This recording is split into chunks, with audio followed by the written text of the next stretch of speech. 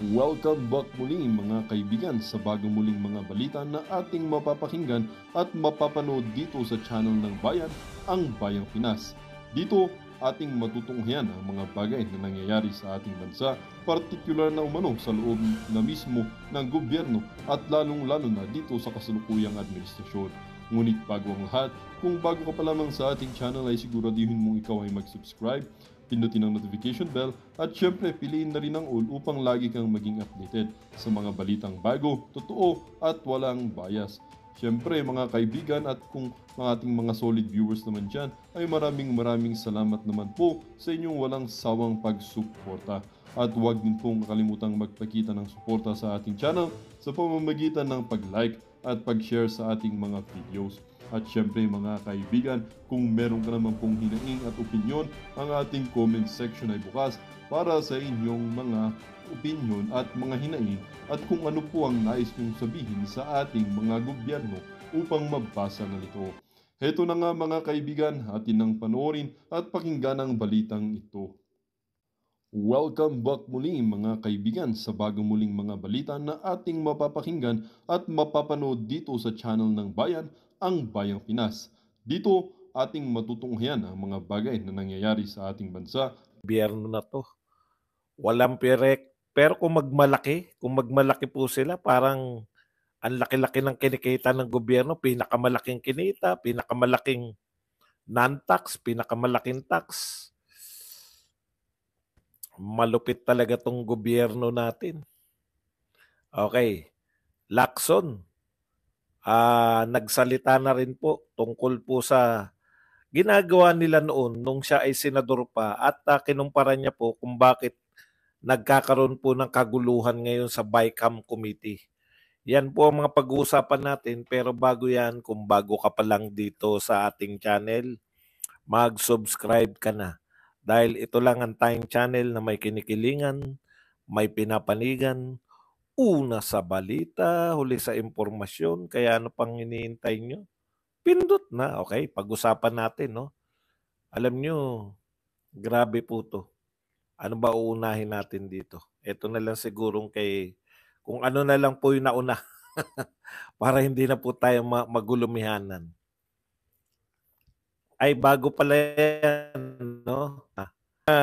Mainit na balita. Ito pong mukha ni Boying Remulla.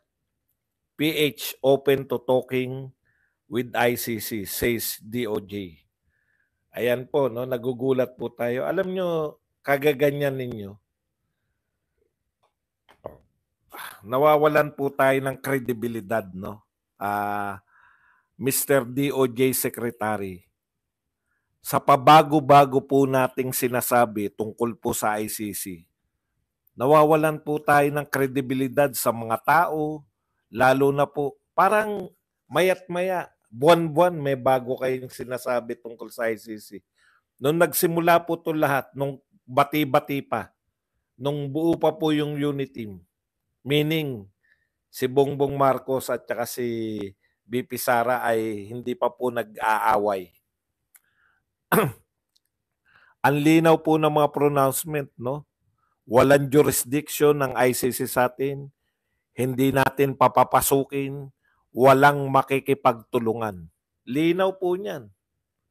Tapos unti-unti, nung nagkaroon na po ng alitan, no? Unti-unti na nagbabago.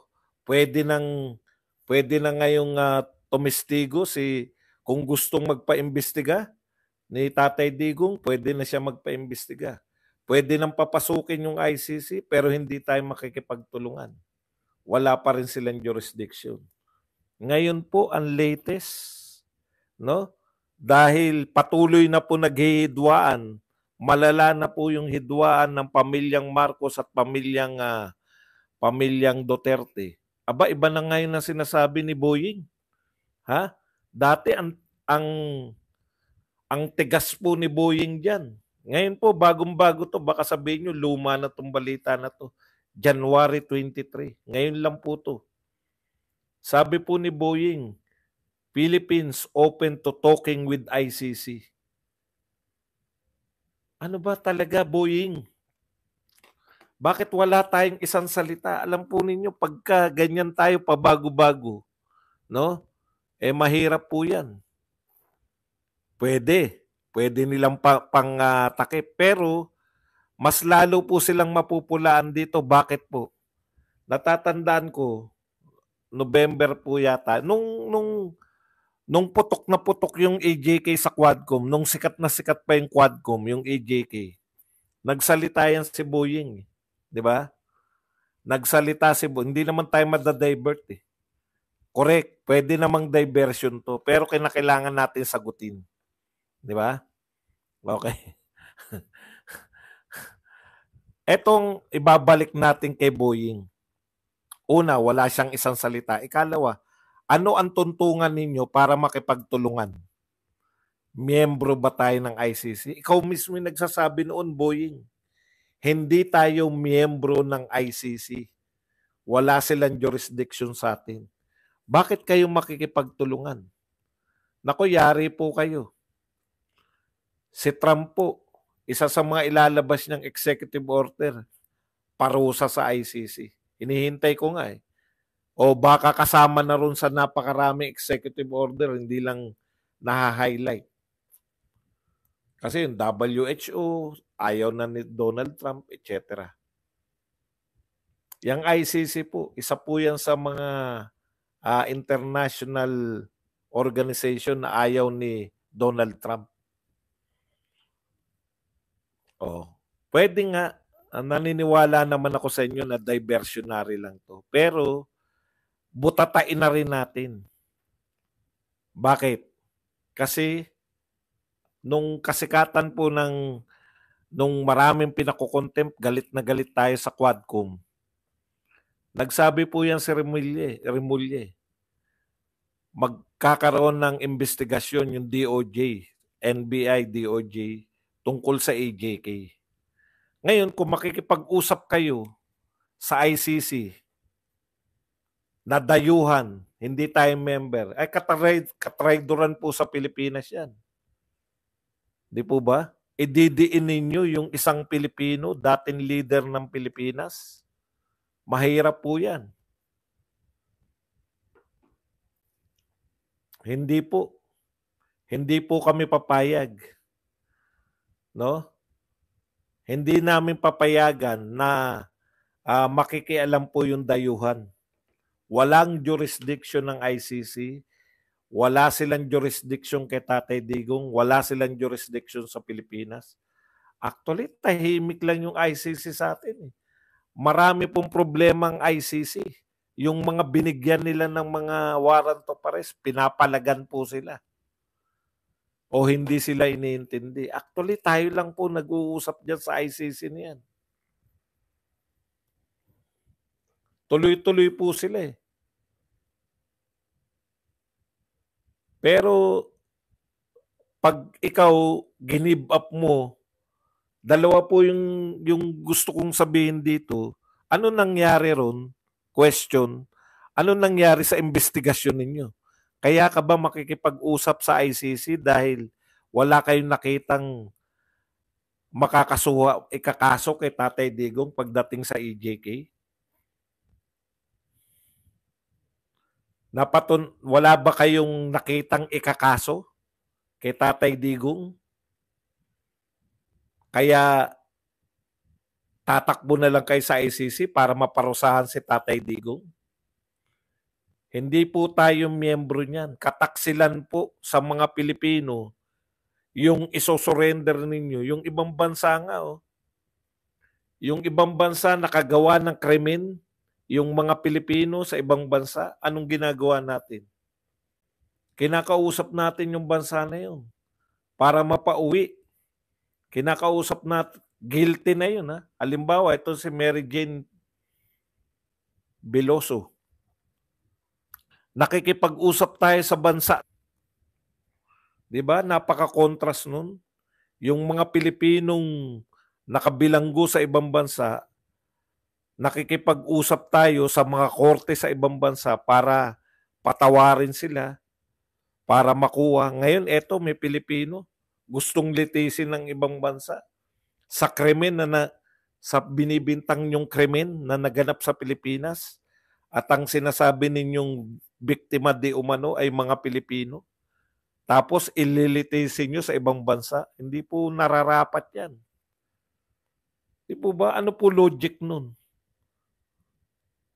Kung pinamimigay po, kung yung mga Pilipino po ay very willing tayong ibigay sa ibang bansa para litisin, wala tayong karapatan na hilingin sa mga sa mga dayuhan o sa ibang bansa na patawarin yung mga napatunayan nila nagkasala dun, mga Pilipino nagkasala dun sa lugar nila, at hingin natin ng kapatawaran. Wala tayong magiging nun, no? Illogical na yun. Yung Pilipinong mga dati pa natin leader, dahil kaaway lang natin sa politika, hayaan natin, sige kayo na yung maglitis, wala kami nakitang ikakaso dyan. Baka kayo meron o inyo na. Sa droga, ina-arbor natin sa ibang bansa. Meron pa nagsabing bayani doon, no? In the spirit of committee, some people are trying to bridge the divide to bring us together so we can sit at one table.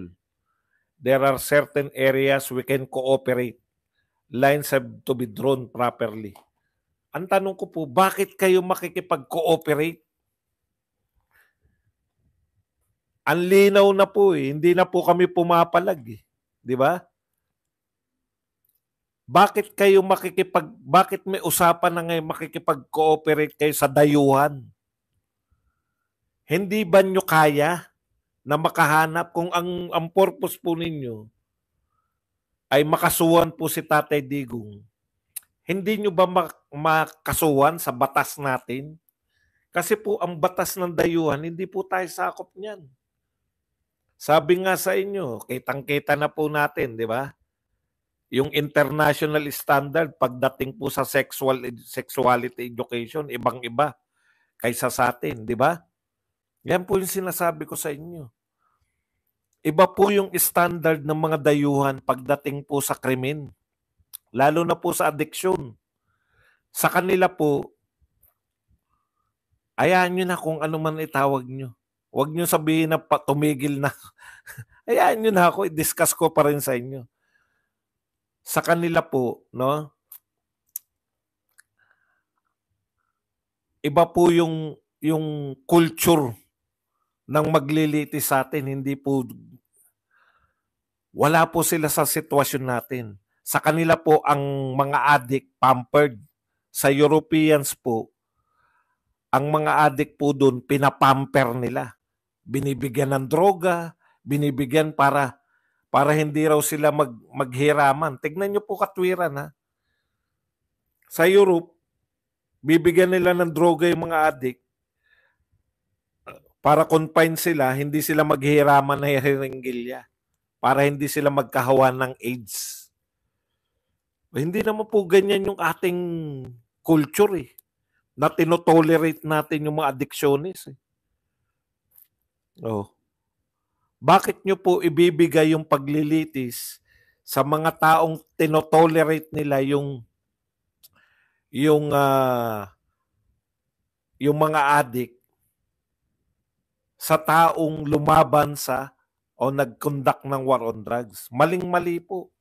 Nakita na po natin yan sa sinusulong ni Hontiveros, di ba? Yung international standard, 0 to 4. Tuturuan nyo na magkwentuhan tungkol sa masturbation. Oh. Tapos, may edad, di ba? Pinakinggan nyo. Yun yung mga international standard. Papayag ba tayo? Sa sexualidad, hindi tayo pumapayag. Pero sa ibibilanggo yung dati natin leader, payag kayo? Utot nyo. Hindi kami papayag. Correct. Tama yung sinasabi nyo na posibleng eto, no? Napahiya po sila dyan sa BICAM napahiya sa BICAM sa expose ni Tatay Digong. Kaya naghanap sila ng butas. Pero, DOJ Remulla, pag nakipag-usap kayo at na tinuluyan nyo yung ICC na yan, pakikipagtulungan sa ICC, parang yung inamin na wala talaga kayong nakitang ikakaso kay Tatay Digong. Sinukuan nyo na dahil wala kayong makita para ipakulong si Tatay Digong dito sa Pilipinas. Ibibigay nyo na lang sa mga ibang lahi.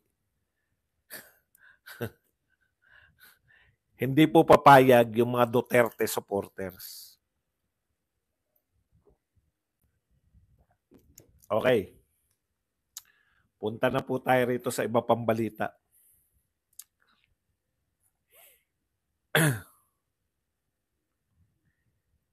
Ididemanda na naman po ng Pilipinas. Ayan, Philippines to pick venue soon for second South China Sea case against Beijing.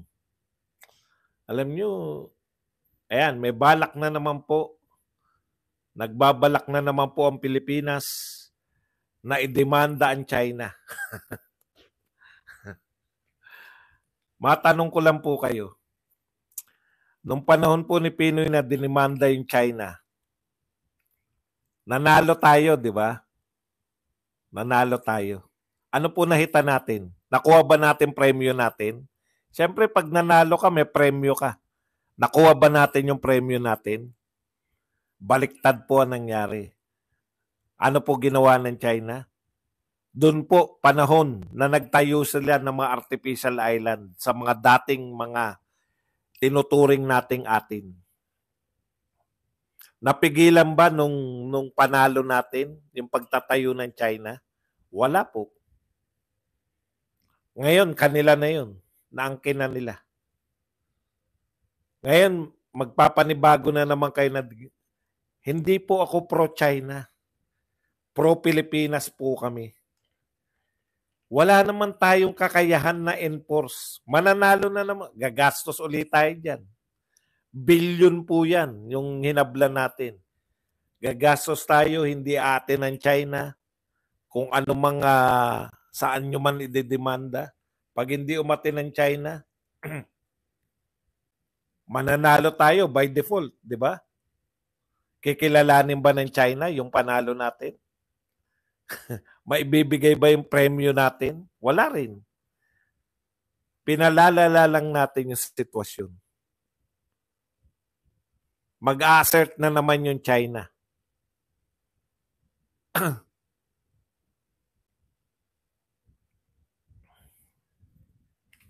Kaya mag-isip-isip po tayo. Ang daming problema ng Pilipinas. No? Ang daming problema ng, huwag kayong sipa ng sipa, wala na nga nanonood, sisipain. Hayaan nyo lang yung pampasaya yung mga... Mas gusto nyo ba na konti lang nanonood? Siguro yun yung gusto nyo para tayo-tayo lang, di ba? Huwag ganun. Sagutin nyo lang lahat. Nang gusto nyo sagutin.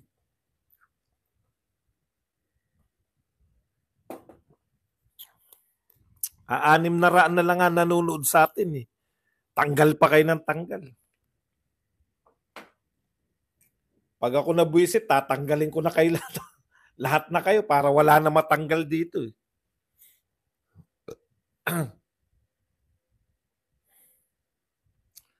Wala naman yata ang pinagtatalunan. Magtalo-talo lang po kayo dyan. Okay. Yun po yung point natin, no? Tuwing nakikipagsutilan tayo sa China, lalo po napapariwara yung Pilipinas eh. Yung Pinoy nakipagmatigasan tayo, doon tayo natayuan ng mga artificial island. Sa buong panahon po ni Duterte na nakipagkaibigan tayo sa China, no, yan po ang tawag po dyan ay anong tawag natin dyan? Diplomatic relationship. Kung si Donald Trump nga, iniimbitahan niya si Xi Jinping. Hindi tayo magtataka, mag-uusap yan dalawa na yan. Parehong utak negosyo eh. Di ba? Pareho silang utak negosyante. Magkakasundo sila. Eh tayo, ano po? Ang dami natin problema sa totoo lang. Hindi nyo nga malagpas-lagpasan tong problema na to na naging problema natin na wala dapat eh. Dahil sa katusuhan ng mga pamilya na yan, Marcos Romualdez, Araneta. Tapos, sinamantala rin ng mga tusong mga nakapaligid sa kanila. Kaya tayo may problema ngayon dyan sa BICAM at GAA. Huwag na nating, alam nyo, eto, nagsimula yung BBM admin, sa totohanan lang tayo. Nung nagsimula po yung BBM admin, ang pinoproblema natin, baka madamay tayo sa lumalalang tensyon ng Taiwan at saka ng China. Di ba? Yun yung pinoproblema natin ngayon. Ngayon, hindi na. Tayo na yung katensyon. Tayo na yung numero 1 katensyon ng China. Gumawa tayo ng tensyon natin. Panahon ni Duterte na sinasabi niyong binenta ang Pilipinas, walang nakuwang teritoryo. Panahon ni Duterte na sinasabi niyong tuta ng China, nakakapangisda yung mga Pilipino dyan ng malaya. Hindi po lahat ay nadadaan sa tapang sa tokis. Tokis lang naman yung tapang natin. Hindi naman natin kayang pangatawanan yung tapang natin. Bakit ko po napatunayan yan? Ilang beses na ba tayong winater cannon? Gumanti ba tayo ng water cannon? Yung mga ibang bansa po, gumaganti po sila ng water cannon sa China. Nabutasan pa tayo ng mga, di ba? O yun yung sinasabi natin. Kaya, mas tama pa rin yung approach ni Tatay Digong, friends to all, enemies to none.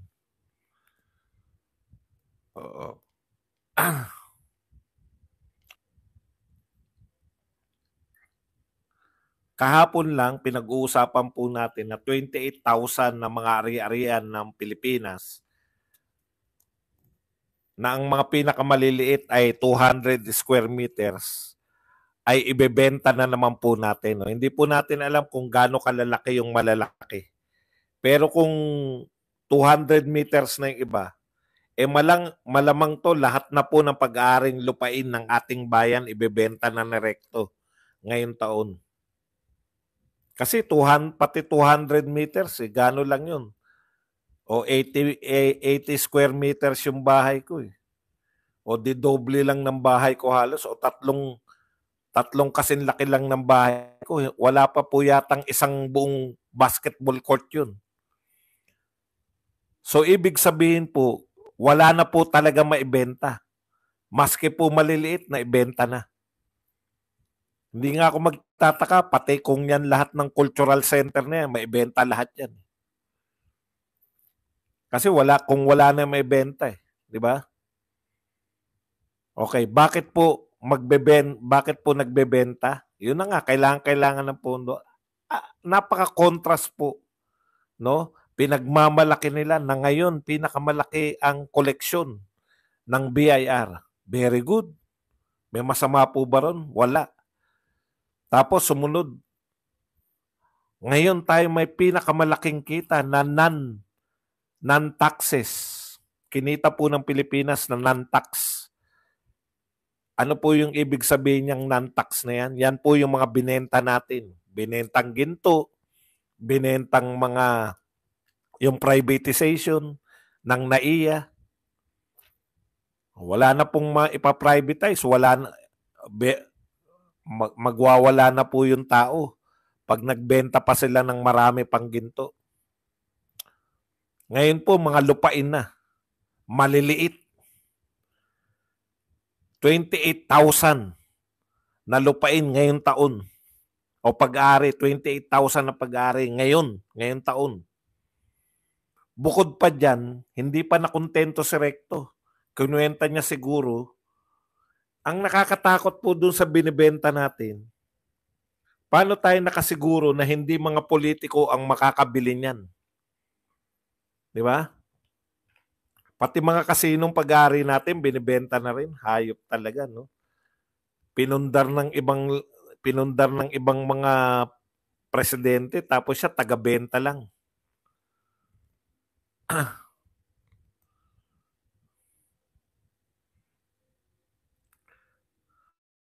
Texas USA. Yan. Pakiano nga po, Texas USA, mag-ano ka na lang, mag-comment ka na lang para madyakitan ka. Thank you very much, Rodrigo Duterte, boss, pa-jacket daw kay Texas USA. Asa na si Texas USA, mag-ano ka na lang kasi na para pag nakita kita, lalagyan na lang kita ng moderator.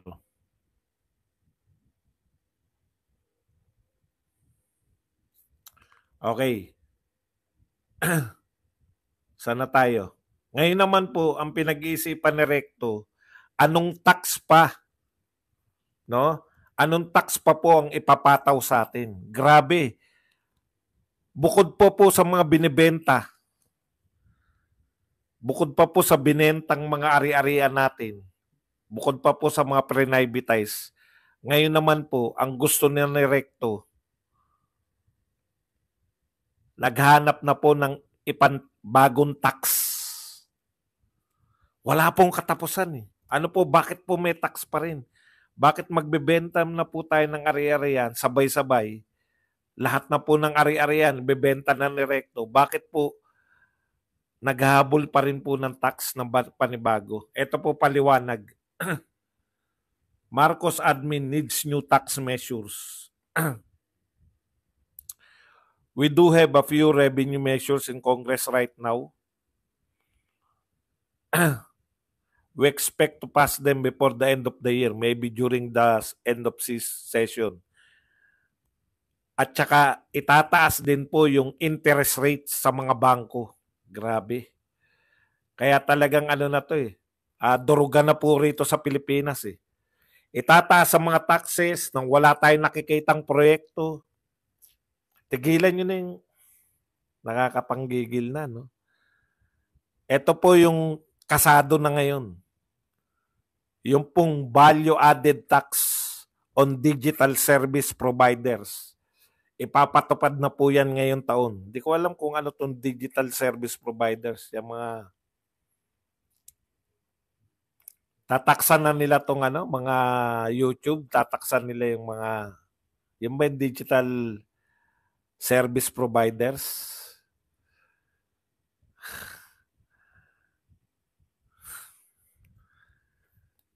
Pag dinamdam mo talaga yung ginagawa ng mga to, talagang grabe. Benta na lahat ng pwedeng ibenta. Lazada at saka Shopee. Yan. Magtatax na sa Lazada at Shopee. Tapos, imposition of excise tax on single-use plastic, comprehensive tax reform program, rationalization of mining fiscal regime, reform of motor vehicle users charge. Hindi ko po alam yung motor vehicle users charge. Kung siguro kayo po ay may mga sasakyan, may panibagong charge. Grabe, benta, panibagong tax, luhod po talaga ang mamamayang Pilipino. Ang pinagtataka ko, bakit konti na lang po yung pumapasok na remittance ng mga OFW? Bakit po? Ano po nangyari sa mga remittance ng OFW? Bakit po konti na lang nakarating? Tapos mababalitaan mo, no? Ayan, anong pala yan? Mababalitaan mo pa, road users tax po yan. Puta, lahat na lang ng tax. Lahat po tayo, apektado niyan. So, mababalitaan mo pa yung anomalya. No? Kaya, mga kapatid, mangampanya po kayo. Mangampanya po tayo. Huwag na po nating iboto lahat ng tauhan, lahat po ng kumakandidato dito kay Marcos. Kasi mananatili lang po yan eh. Narinig niyo po ba sa lahat ng anomalya? Wala pong kumikibo sa kanila. Sa mga kandidato po ni Marcos, ibig sabihin yung pananahimik nila, kumakandidato pa po yan ha. Naghahanap pa po ng boto ng mamamayan yan. Wala po silang pakialam. Wala po silang pakialam. Sino po nagsasalita dyan sa mga tumatakbo kay Marcos? Wala. Yung kapatid lang. Alanganin pa.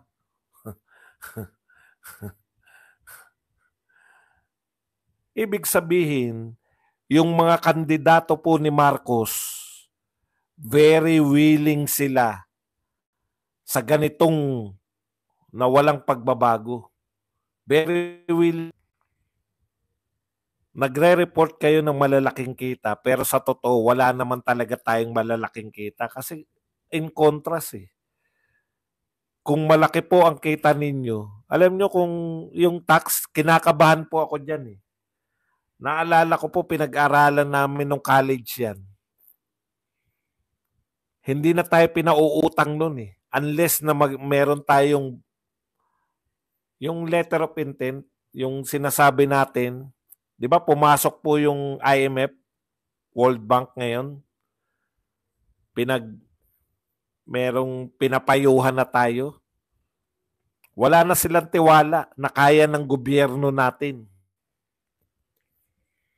Nung ako ay college, ganyan po yung issue namin nun.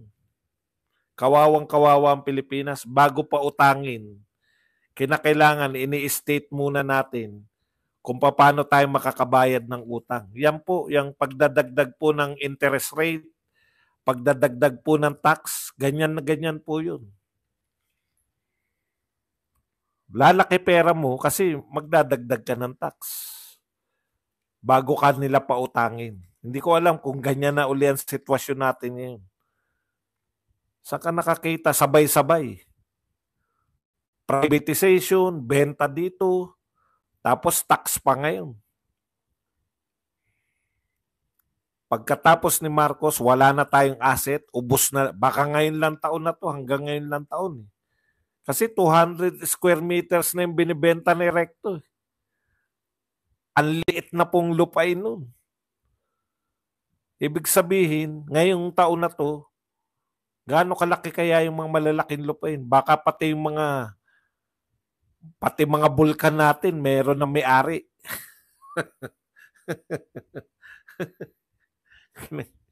Mapapamura ka na lang. Ay, nako. Mapapamura ka na lang eh. Balik po tayo dito sa kay Lacson. Ito po halimbawa, no? Sabi po ni Lacson ito.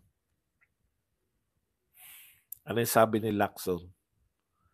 Ganito po ang pagkakaiba ng Senado ngayon na pinamumunuan ng Makatang si Kilay Escudero kaysa sa noon. Ito po sabi ni Ping Lacson. Ipinagpapauna ko po, no?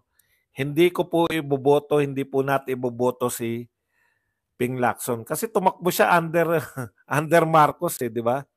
Okay. The BICAM report containing blank appropriations and reportedly signed by the bicameral conference committee members looks like a repeat of the 2019 GAA when FPRRD binito niya yung 95.3 billion upon the then Soto-led Senate's strong representation after we discovered anomalous entries in the printed enrolled bill that we not reflect in our ratified BICAM report. Alam po ninyo, yan yung sinasabi ni binabantayan nila noon.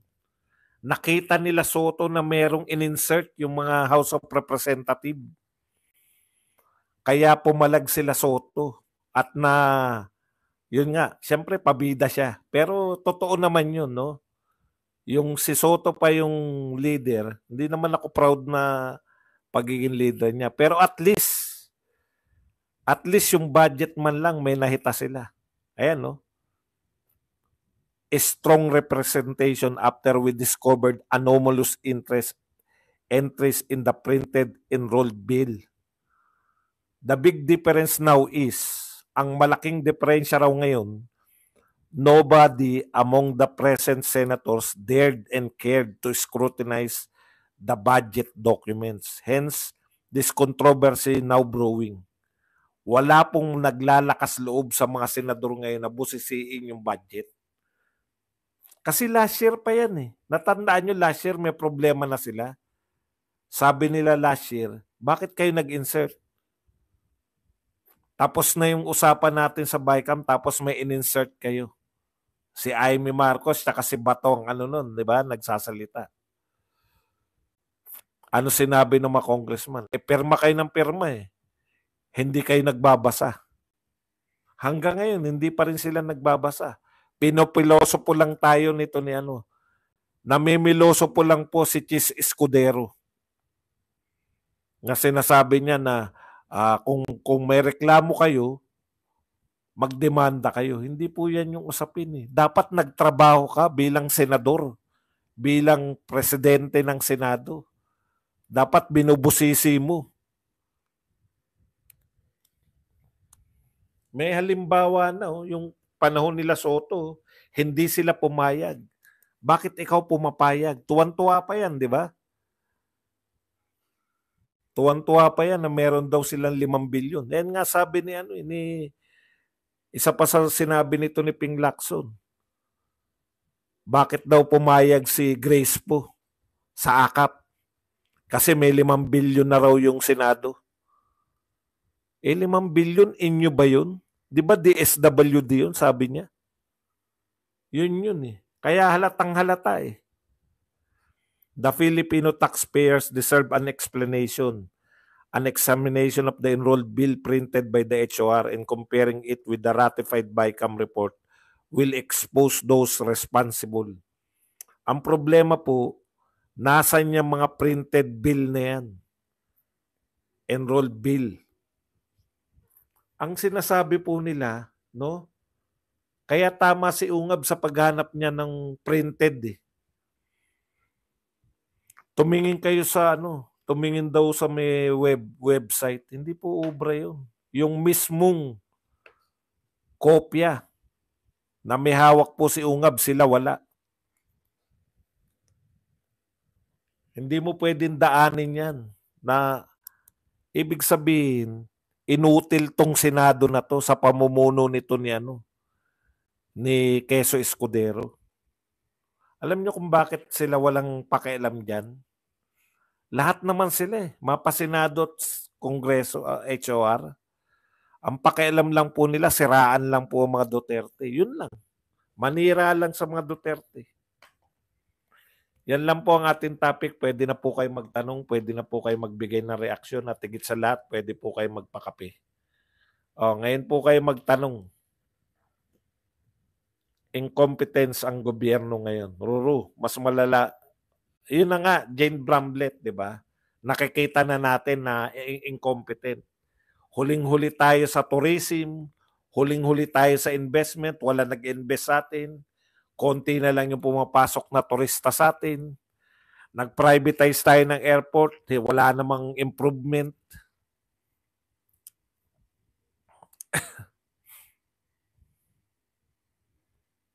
Pero, dapat matatag naman yung HOR tsaka yung Senado. Hindi, sunod-sunuran din eh. Kaya po, maging matalino po tayo.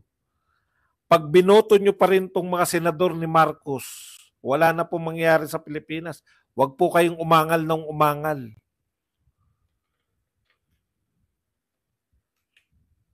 Sasabihin ninyo,